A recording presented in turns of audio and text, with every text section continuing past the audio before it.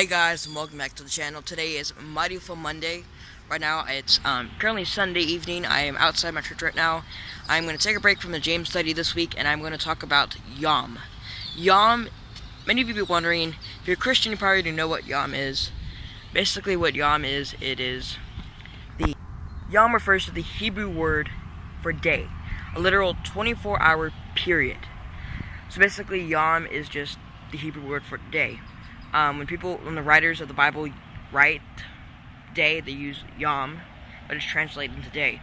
That's how we get day, from the Hebrew word Yom. That's where it originated.